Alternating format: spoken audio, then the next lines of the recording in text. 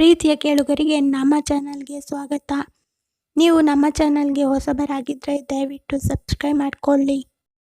Mister Raghav and missus Raghav ಕಥೆಯ 37ನೇ ಸಂಚಿಕೆಗೆ ಸ್ವಾಗತ.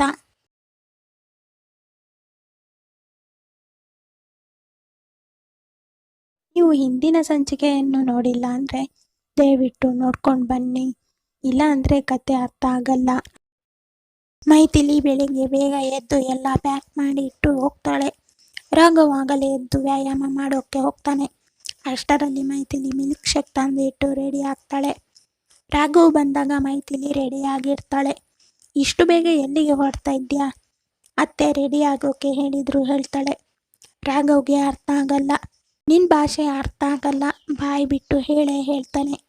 ಮೈಥಿಲಿ ಸೀದಾ ಹೋಗ್ತಾಳೆ. ಹೇ ನಿಂತ್ಕೊಳ್ಳೆ, ಹೇ ಅಂತ ಕರೀತಾನೆ ರಾಘವ್. ಮೈಥಿಲಿ ಕೇಳದ ಹಾಗೆ ಹೋಗ್ತಾಳೆ. ಯಾಕೆ ರಾಘವ್ ಕರಿತಾ ಇದ್ದಾನೆ, ನೀನು ಕೇಳದ ಹಾಗೆ ಬರ್ತಾ ಇದ್ದೀಯಾ ಹೇಳ್ತಾರೆ ಅರುಂಧತಿ ಅವರು. ನಾನು ಮಾತಾಡಬೇಕಂತೆ.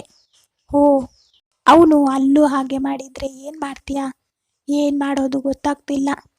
ನಾನು ಹೋಗಲ್ಲ ಅತ್ತೆ ಹೇಳ್ತಾಳೆ. ಈಗ ಹೋಗಲ್ಲ ಹೇಳಿದ್ರೆ ಅವನಿಗೆ ಕೋಪ ಬರುತ್ತೆ. ಏನು ಮಾಡೋದು ಹೇಳಿ ಯೋಚನೆ ಮಾಡ್ತಾರೆ.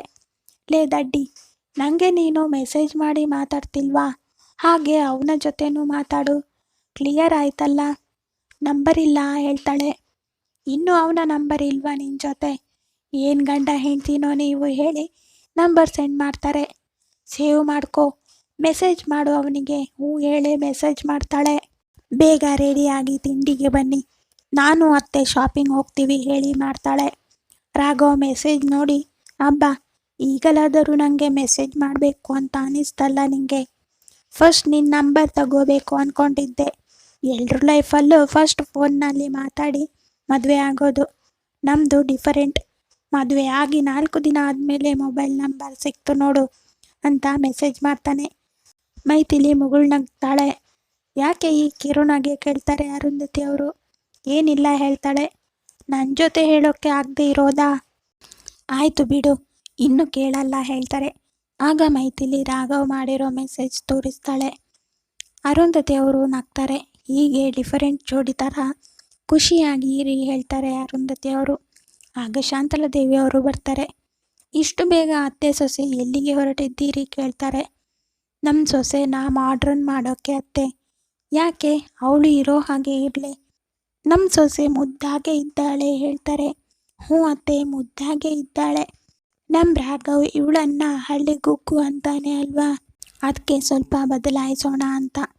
ಆಯಿತು, ನಿನ್ನ ಸೊಸೆನ ನೀನು ಹೇಗಾದರೂ ಬದಲಾಯಿಸು, ಗಂಡ ಹೆಂಡತಿ ಖುಷಿಯಾಗಿದ್ದರೆ ಸಾಕು ಹೇಳ್ತಾರೆ. ಹ್ಞೂ ಅತ್ತೆ, ನೋಡ್ತಾ ಇರಿ. ರಾಘವ್ ಮೈಥಿಲಿ ಸುತ್ತಾ ಇರಬೇಕು, ಹಾಗೆ ಮಾಡ್ತೀನಿ ಹೇಳ್ತಾರೆ. ಮೊದಲು ಅವಳು ಟ್ರೀಟ್ಮೆಂಟ್ ಮಾಡಿಸು, ಮಾತಾಡೋ ಹಾಗೆ ಮಾಡು ಹೇಳ್ತಾರೆ. ಹ್ಞೂ ಅತ್ತೆ, ಖಂಡಿತ ಮಾಡ್ತೀನಿ ಹೇಳ್ತಾರೆ ಅರುಂಧತಿ ಅವರು. ಸರಿ ಅತ್ತೆ, ರಾಘವ್ ನೀವು ತಿಂಡಿ ತಿನ್ನಿ, ನಾವು ಹೊರಗಡೆ ತಿನ್ಕೋತೀವಿ ಹೇಳ್ತಾರೆ. ಅರುಂಧತಿಯವರು ಮೈಥಿಲಿನ ಮೊದಲು ಪಾರ್ಲರ್ಗೆ ಕರ್ಕೊಂಡು ಹೋಗ್ತಾರೆ. ಇವಳನ್ನು ಮಾಡ್ರನ್ ಲುಕ್ ಬರೋ ಹಾಗೆ ರೆಡಿ ಮಾಡಿ ಹೇಳ್ತಾರೆ. ಓಕೆ ಮೇಡಮ್, ಸುಮಾರು 4-5 ಗಂಟೆ ಆಗುತ್ತೆ ಹೇಳ್ತಾರೆ. ಹೌದಾ, ಓಕೆ ಮೈಥಿಲಿ, ನಾನು ಬೇರೆ ಕಡೆ ಶಾಪಿಂಗ್ ಹೋಗಿ ಬರ್ತೀನಿ ಹೇಳಿ ಹೋಗ್ತಾರೆ. ಮೈಥಿಲಿಗೆ bags, clip, earring, sticker, makeup set, nail polish, goggles ಎಲ್ಲ ಪರ್ಚೇಸ್ ಮಾಡಿ ಬರ್ತಾರೆ. ರೆಡಿನಾ ಮೈಥಿಲಿ ಕೇಳ್ತಾರೆ. ಹ್ಞೂ ಹೇಳಿ ಸ್ವಲ್ಪ ಹೊತ್ತಲ್ಲಿ ಮೈಥಿಲಿನ ಕರ್ಕೊಂಡು ಬರ್ತಾರೆ. ಅರುಂಧತಿ ಅವರು ಬಾಯಿ ಮೇಲೆ ಕೈ ಇಟ್ಟು, ಏನೇ ನೀನಾ ಇದು ಹೇಳಿ ಕೇಳ್ತಾರೆ. ಮೈಥಿಲಿ ಹೇರ್ ತೋರಿಸಿ ಇಷ್ಟುದ್ದ ಕಟ್ ಮಾಡಿದ್ರು ಹೇಳ್ತಾಳೆ. ಅರುಂಧತಿ ಅವರು ನಗ್ತಾರೆ. ಇಲ್ಲ ಕಣೆ, ಸ್ವಲ್ಪ ಅಷ್ಟೇ ಕಟ್ ಮಾಡಿದ್ದಾರೆ ಹೇಳ್ತಾರೆ. ಆದರೆ ನೀನು ತುಂಬ ಚೆನ್ನಾಗಿ ಕಾಣಿಸ್ತಾ ಇದ್ದೀಯಾ, ನೀನು ಅಂತ ಗೊತ್ತೇ ಆಗಲ್ಲ. ಬಾ, ಮಾಲ್ ಓಪನ್ ಆಗಿರಬಹುದು ಈಗ, ಡ್ರೆಸ್ ಎಲ್ಲ ಶಾಪಿಂಗ್ ಮಾಡೋಣ ಹೇಳಿ ಕರ್ಕೊಂಡು ಹೋಗ್ತಾರೆ. ಮೈಥಿಲಿ ಕಾರ್ನಲ್ಲಿರುವ ವಸ್ತು ನೋಡಿ, ಏನತ್ತೆ ಇದೆಲ್ಲ ಕೇಳ್ತಾಳೆ. ನೋಡು, ಎಲ್ಲ ನಿಂಗೆ ಹೇಳ್ತಾರೆ. ಯಾಕತ್ತೆ ಇದೆಲ್ಲ? ಯಾಕಂದರೆ ನೀನು ರಾವ್ ಮನೆತನದ ಸೊಸೆ, ಹಾಗೆ ರಾಘವ್ಗೆ ಹೇಗೆ ಬೇಕೋ ಹಾಗೆ ಇರಬೇಕು ಅಲ್ವಾ ಹೇಳ್ತಾರೆ. ಮಾಲ್ಗೆ ಹೋಗಿ ಡ್ರೆಸ್ ಎಲ್ಲ ಪರ್ಚೇಸ್ ಮಾಡ್ತಾರೆ. ಶೂ, ಸ್ಯಾಂಡಲ್ ತಗೋ. ಆಗ ನಾನು ತಗೊಳ್ಳೋಕೆ ಹೋದೆ, ಸೈಜ್ ಗೊತ್ತಾಗಿಲ್ಲ ಹೇಳ್ತಾರೆ. ಈಗ 3-4 ಜೊತೆ ತಗೋ ಹೇಳ್ತಾರೆ. ಎಲ್ಲ ಪರ್ಚೇಸ್ ಮಾಡಿ ಮೈಥಿಲಿ ಡ್ರೆಸ್ ಟ್ರಯಲ್ ನೋಡಿ ಅತ್ತೆಗೆ ತೋರಿಸಿ ಅತ್ತೆ ಓಕೆ ಹೇಳಿದ್ದು ತಗೊಳ್ತಾಳೆ. ಎಲ್ಲ ತಗೊಂಡು ಮನೆಗೆ ಹೋಗ್ತಾರೆ. ಮೈಥಿಲಿ ಕಾರ್ನಿಂದ ಇಳಿಯುವಾಗ ರಾಘವ್ ಮೈಥಿಲಿನ ನೋಡಿ ಶಾಕ್ ಆಗ್ತಾನೆ. ಒಂದು ಸಲ ಯಾರಿದು ಅನ್ನೋ ಹಾಗೆ ನೋಡ್ತಾನೆ. ಜೀನ್ಸ್ ಟೀ ಶರ್ಟ್ ಶೂ ಹಾಕಿ ಫ್ರೀ ಹೇರ್ನ ಕೈಯಲ್ಲಿ ಆಚೆ ಮಾಡಿ ಒಂದು ಕೈಯಲ್ಲಿ ಬ್ಯಾಗ್ ಇನ್ನೊಂದು ಕೈಯಲ್ಲಿ ಗೋಗಲ್ ತೆಗೆಯುತ್ತಾ ಬರ್ತಿರುವ ಮೈಥಿಲಿನ ನೋಡಿ ರಾಘವ್ ಕಳೆದು ಹೋಗಿರ್ತಾನೆ. ಅರುಂಧತಿ ಅವರು ಬಂದು ರಾಘವ್ನ ಕರೀತಾರೆ. 2ನೇ ಸಲ ಕರೆದಾಗ ರಾಘವ್ ವಾಸ್ತವಕ್ಕೆ ಬರ್ತಾನೆ. ಹಾ ಮಮ್ಮಿ, ಏನೋ ಕಳ್ದೋಗಿದ್ದೀಯಾ? ಮಮ್ಮಿ, ಯಾರೋ ಮಾಡೆಲ್ ಬಂದಂಗೆ ಆಯಿತು. ಓ, ಹಳ್ಳಿ ಗುಗ್ಗು ಅಂತಿದ್ದೆ. ಇವಳು ಬ್ಯೂಟಿಫುಲ್ ಅಂತ ಗೊತ್ತಿತ್ತು, ಆದರೆ ಈಗ ಅಂತೂ ಮಾರ್ವೆಲಸ್ ಹೇಳ್ತಾನೆ. ಮಮ್ಮಿ, ಇವಳು ಯಾವುದೇ ಡ್ರೆಸ್ಸಲ್ಲೂ ಯಾವುದೇ ಲುಕ್ಕಲ್ಲೂ ಬ್ಯೂಟಿಫುಲ್ ಆಗೇ ಕಾಣಿಸ್ತಾಳೆ. ಹ್ಞೂ, ಅವಳು ನಿಂಗೆ ಸಿಕ್ಕಿರೋ ಡೈಮಂಡ್ ಕಣೋ. ಅವಳನ್ನ ಚೆನ್ನಾಗಿ ನೋಡ್ಕೊ ಹೇಳ್ತಾರೆ ಅರುಂಧತಿ ಅವರು. ಮೈಥಿಲಿ ಒಳಗೆ ಹೋದಾಗ ಶಾಂತಲಾದೇವಿ ಅವರು ಮೈಥಿಲಿನ ನಿಲ್ಲಿಸಿ, ಯಾರು ನೀವು? ಅರುಂಧತಿ ಹೊರಗೆ ಹೋಗಿದ್ದಾಳೆ, ಕೂತ್ಕೊಳ್ಳಿ ಹೇಳ್ತಾರೆ. ಮೈಥಿಲಿ ತಲೆ ಚಚ್ಚಿಕೊಂಡು ವಾಪಸ್ ಹೋಗಿ ಅರುಂಧತಿ ಅವರನ್ನು ಕರ್ಕೊಂಡು ಬರ್ತಾಳೆ. ನೀನು ಬಂದಿದ್ದೀಯಾ? ಯಾರು ಇವರು ಅಂತ ಕೇಳ್ತಾರೆ ಶಾಂತಲಾದೇವಿ ಅವರು. ರಾಘವ್ ಮತ್ತು ಅರುಂಧತಿ ಅವರು ನಗ್ತಾರೆ. ಯಾಕೆ ನಗ್ತೀರಿ? ಇವಳು ನಮ್ಮ ಮೈಥಿಲಿ ಅತ್ತೆ ಹೇಳ್ತಾರೆ. ಹೌದಾ, ಏನೇ ಅವತಾರ ಇವಳ್ದು? ನನಗೆ ಗುರ್ತೇ ಸಿಕ್ಕಿಲ್ಲ ಹೇಳ್ತಾರೆ. ಎಲ್ಲ ರಾಘವ್ಗೋಸ್ಕರ ಹೇಳ್ತಾರೆ ಅರುಂಧತಿ ಅವರು. ಹೋಗಿ ಇಬ್ಬರು ಎಲ್ಲ ಪ್ಯಾಕ್ ಮಾಡಿ ರೆಡಿ ಮಾಡಿ, ಟೈಮ್ ಆಗ್ತಾ ಬಂತು ಹೇಳ್ತಾರೆ. ಹೂ ಹೇಳಿ ರೂಮ್ಗೆ ಹೋಗ್ತಾರೆ. ರಾಘವ್ ಮೈಥಿಲಿನ ಗಟ್ಟಿಯಾಗಿ ತಬ್ಬಿ ಹಿಡ್ಕೊಂಡು ಹೇಳ್ತಾನೆ, ಎಷ್ಟು ಮುದ್ದಾಗಿ ಕಾಣಿಸ್ತಾ ಇದ್ದೀಯ ಗೊತ್ತಾ? ಇನ್ನು ಹೀಗೆ ಇರು, ಯಾಕೆ ಗೌರಮ್ಮ ಹಾಗೆ ಇರ್ತೀಯ ಹೇಳ್ತಾ ಅವಳ ಕೂದಲನ್ನು ಸರಿ ಮಾಡ್ತಾ, ನೀನು ಲಿಪ್ನ ಕಚ್ ತಿನ್ನೋಣ ಅನ್ಸುತ್ತೆ ಹೇಳಿ ಲಿಪ್ನ 2 ಬೆರಳಿಂದ ಹಿಡಿದು ಕಚ್ಚೋಕೆ ನೋಡ್ತಾನೆ. ಮೈಥಿಲಿ ಅಮ್ಮ ಬಂದ್ರು ಅಂತ ಕೈನಲ್ಲಿ ತೋರಿಸ್ತಾಳೆ. ಆಗ ರಾಘವ್ ಮೈಥಿಲಿನ ಬಿಟ್ಟು ದೂರ ಹೋಗ್ತಾನೆ. ಮೈಥಿಲಿ ನಗ್ತಾ ತಂದಿರೋ ವಸ್ತುಗಳನ್ನು ಜೋಡಿಸೋಕೆ ಹೋಗ್ತಾಳೆ. ಕಳ್ಳಿ, ಸುಳ್ಳು ಹೇಳ್ತೀಯ ಅಂತ ಪಿಲ್ಲೋನ ಮೈಥಿಲಿ ಮೇಲೆ ಬಿಸಾಕ್ತಾನೆ. ಮೈಥಿಲಿ ನಗ್ತಾಳೆ. ನಗು, ನೋಡ್ಕೋತೀನಿ ನಿನ್ನ ಹೇಳ್ತಾನೆ. ಟೈಮ್ ಆಯಿತು, ಬೇಗ ರೆಡಿ ಆಗು ಹೇಳಿ ರಾಘವ್ ರೆಡಿ ಆಗ್ತಾನೆ. ಮೈಥಿಲಿ ಬೇಗ ಬೇಗ ಪ್ಯಾಕ್ ಮಾಡಿ ಇಬ್ಬರು ಲಗೇಜ್ ಇಟ್ಕೊಂಡು ಜೊತೆಗೆ ಹೊರಗೆ ಬರ್ತಾರೆ. ಅರುಂಧತಿ ಅವರು ದೃಷ್ಟಿ ತೆಗಿತಾರೆ. ಹುಷಾರು ಇಬ್ರು. ರಾಘವ್, ಮೈಥಿಲಿ ಜೊತೆಗೆ ಇರು, ಅವಳು ಏನೇ ಆದರೂ ಮೌನ ವ್ರತ ಬಿಡಲ್ಲ, ಹಾಗಾಗಿ ಅವಳನ್ನ ಬಿಟ್ಟು ಇರಬೇಡ. ಹುಷಾರು ಮೈಥಿಲಿ.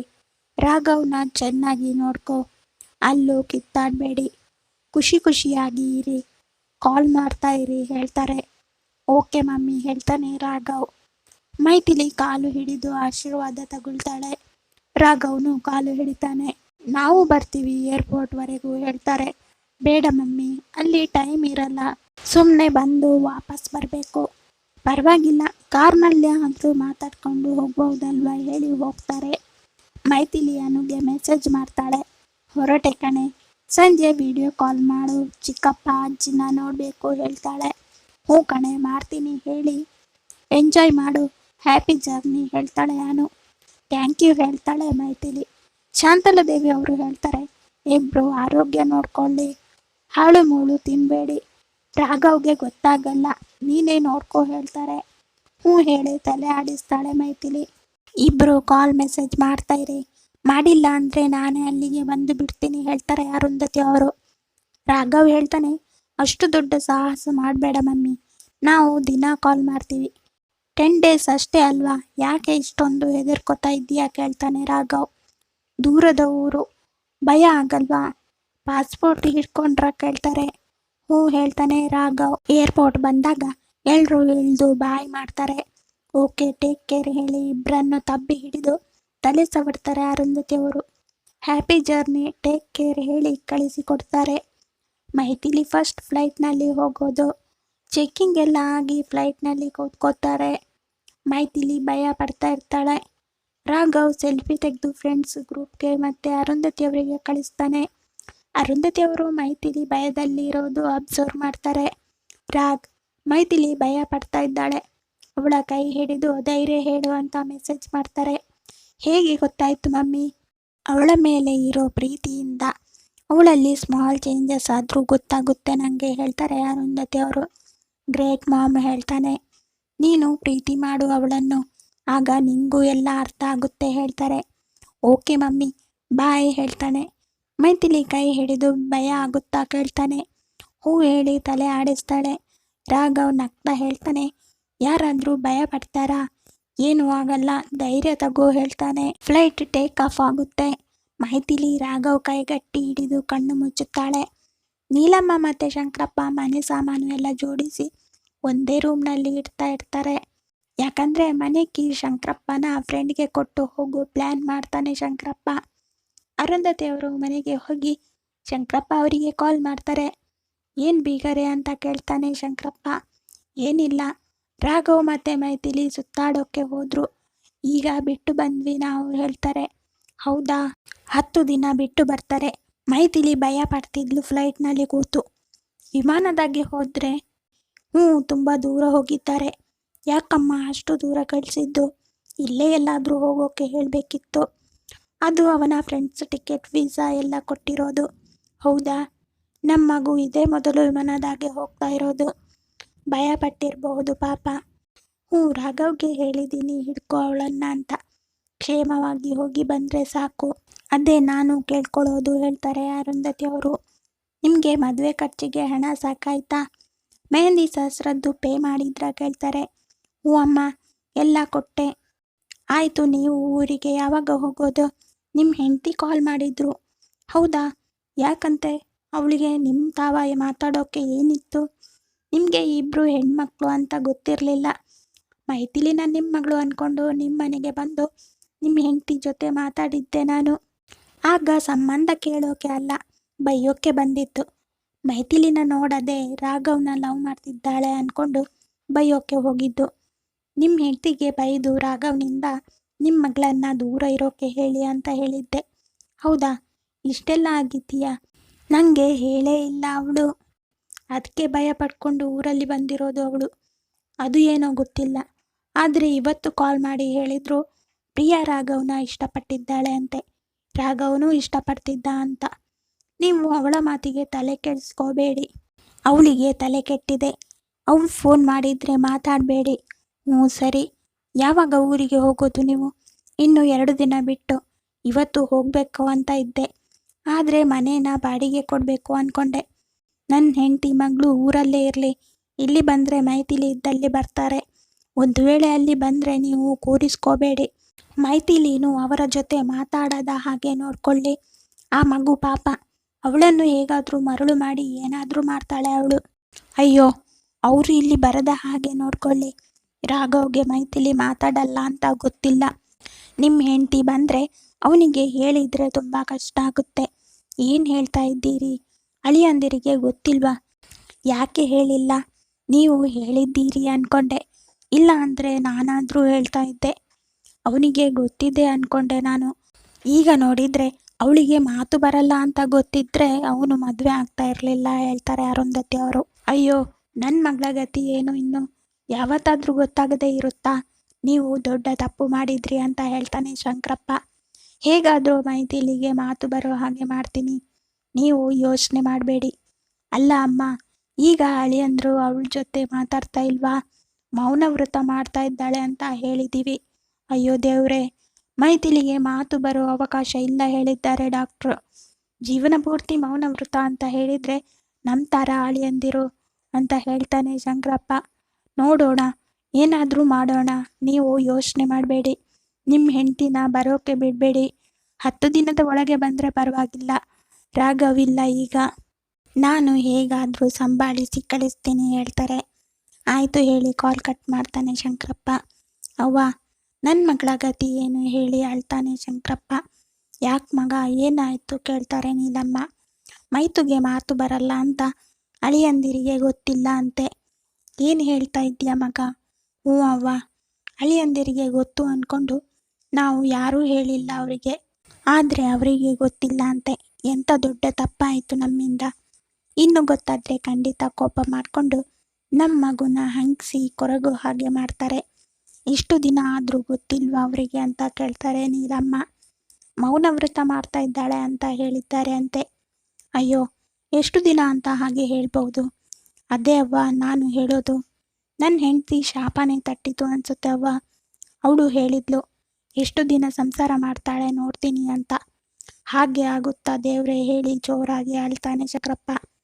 ಸಮಾಧಾನ ಮಾಡ್ಕೊ ಮಗ, ಏನೂ ಆಗಲ್ಲ ಹಾಗೆಲ್ಲ. ಆ ಶೂರ್ಪನಕ್ಕಿ ಹೇಳೋ ಹಾಗೆ ಆಗಲ್ಲ, ಯೋಚನೆ ಮಾಡಬೇಡ. ನಮ್ಮ ಮಗು ಸಂದಾಗಿ ಇರ್ತಾಳೆ ಹೇಳ್ತಾರೆ ನೀಲಮ್ಮ. ನಾವು ನಾಳೆನೇ ಹೋಗೋಣ. ದೇವಿ ಏನು ಮಾಡ್ತಾಳೆ ನೋಡೋಣ. ಈಗ ಇಲ್ಲಿ ಬಂದು ಬೀಗರ ಮನೆಗೆ ಹೋದ್ರೂ ತೊಂದರೆ ಇಲ್ಲ.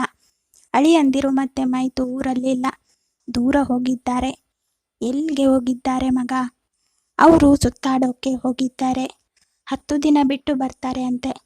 ಹೌದಾ, ಸರಿ, ನಾಳೆ ಹೋಗೋಣ ನಾವು. ಎಲ್ಲ ಜೋಡಿಸಿ ಇಡೋಣ ಇಲ್ಲಿ ಹೇಳಿ ಕೆಲಸ ಶುರು ಮಾಡ್ತಾರೆ. ರಾಘವ್ ಮತ್ತು ಮೈಥಿಲಿ ರೀಚ್ ಆಗ್ತಾರೆ. ರೆಸಾರ್ಟ್ಗೆ ಹೋಗಿ ಫ್ರೆಶ್ ಆಗಿ ಅರುಂಧತಿ ಅವರಿಗೆ ಕಾಲ್ ಮಾಡ್ತಾನೆ ರಾಘವ್. ಅರುಂಧತಿ ಅವರು ಕೇಳ್ತಾರೆ, ಹೇಗಿದ್ದೀರಿ ಇಬ್ರು? ಮೈಥಿಲಿ ಭಯ ಪಟ್ಲ ತುಂಬ ಕೇಳ್ತಾರೆ. ಹ್ಞೂ ಮಮ್ಮಿ, ತುಂಬ ಭಯ ಪಟ್ಟಿದ್ಲು. ಕಿರುಚೋದು ಒಂದೇ ಬಾಕಿ ಇತ್ತು ಅಷ್ಟೇ ಹೇಳಿ ನಗ್ತಾನೆ. ಪಾಪ, ಕೈ ಹಿಡ್ಕೊಂಡಿದ್ದೀಯಾ ನೀನು? ಹ್ಞೂ ಮಮ್ಮಿ, ಹಿಡ್ಕೊಂಡಿದ್ದೆ. ಊಟ ಆಯ್ತಾ ನಿಮ್ಮದು ಕೇಳ್ತಾರೆ. ಇಲ್ಲ ಮಮ್ಮಿ, ಈಗ ಹೋಗಬೇಕು ಊಟ ಮಾಡೋಕೆ. ಓಕೆ, ಹುಷಾರು ಇಬ್ರು. ಮೈಥಿಲಿ ಜೊತೆಗೆ ಇರು ನೀನು ಹೇಳ್ತಾರೆ. ಏನು ಮಾಡ್ತಾ ಇದ್ದಾಳೆ ಕೇಳ್ತಾರೆ. ಮಲಗಿದ್ದಾಳೆ. ಯಾಕೆ, ಏನಾಯಿತು? ಏನೋ ಸುಸ್ತು ಅನ್ಸುತ್ತೆ. ಸರಿ, ಮತ್ತೆ ವಿಡಿಯೋ ಕಾಲ್ ಮಾಡಿ ಹೇಳ್ತಾರೆ. ಓಕೆ ಮಮ್ಮಿ ಹೇಳ್ತಾನೆ. ಕಾಲ್ ಕಟ್ ಮಾಡಿ ಮೈಥಿಲಿ ಪಕ್ಕ ಹೋಗ್ತಾನೆ. ಹೋಯ್, ಏನು ಮಲಗಿದ್ದೀಯಾ? ಊಟ ಬೇಡವಾ? ಬಾ ಊಟ ಮಾಡಿ ಬರೋಣ ಹೇಳ್ತಾನೆ. ಇಬ್ರು ಊಟ ಮಾಡೋಕ್ಕೆ ಹೋಗ್ತಾರೆ. ಮೈಥಿಲಿಗೆ ಊಟ ಹಿಡಿಸಲ್ಲ, ಬೇಡ ಹೇಳ್ತಾಳೆ. ಜ್ಯೂಸ್ ಕುಡಿ ಹೇಳ್ತಾನೆ ರಾಘವ್. ಕತೆ ಮುಂದುವರಿಯುವುದು. ಈ ಕತೆ ಇಷ್ಟ ಆಗಿದ್ದರೆ ಲೈಕ್ ಮಾಡಿ, ಶೇರ್ ಮಾಡಿ, ಸಬ್ಸ್ಕ್ರೈಬ್ ಮಾಡದವರು ದಯವಿಟ್ಟು ಸಬ್ಸ್ಕ್ರೈಬ್ ಮಾಡಿಕೊಳ್ಳಿ. ಧನ್ಯವಾದ.